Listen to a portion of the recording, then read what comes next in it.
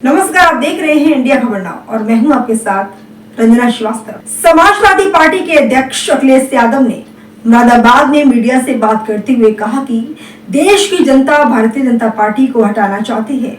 वहीं सपा के वरिष्ठ नेता और पूर्व मंत्री आजम खान को लेकर सभा मुखिया अखिलेश यादव ने कहा कि हमें कमी तो खल रही है और कानूनी दांवपेच में वो फंसे हुए हैं।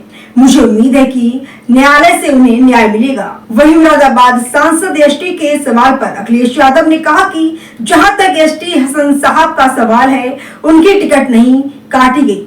मैं उनको बगल में टिकट दे रहा था। रामपुर में वो लड़ना चाहते थे, लेकिन अगर हम टिकट नहीं दे पाए हैं, एसटी हसन साहब से कहना चाहूंगा कि उनका सम्मान करने का काम हम समाजवादी लोग करते रहेंगे।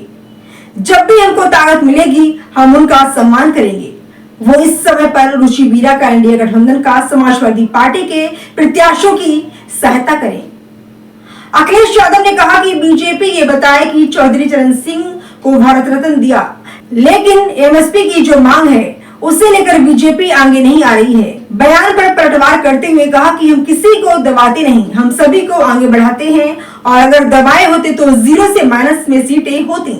हमने उन्हें आगे बढ़ाया है और चौधरी चरण सिंह की विरासत को आगे बढ़ाया तो परिणाम क्या हुआ कि 8 सीटें 9 सीटें जीत गए, राज्यसभा दे दिया। और याद रखिएगा कि एक राज्यसभा 37 पर विधायकों पर आती है और हमने एक दी और एक खोई तो हमारा समाजवादियों का नुकसान हुआ है।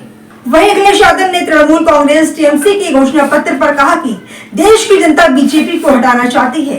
बीजेपी के पास देश की जनता के सवालों का जवाब नहीं है। संविधान को बचाने के लिए सभी दल साथ हैं, इसलिए हम सभी साथ हैं। अखिलेश यादव ने कहा कि अग्निवीर में भी गांव के ही बच्चे आते थे।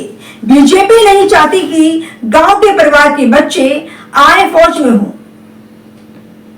उनके परिवार की आर्थिक स्थिति अच्छी हो, समाज में उनका सम्मान बढ़े, इसलिए उन्होंने अग्निवीर किया।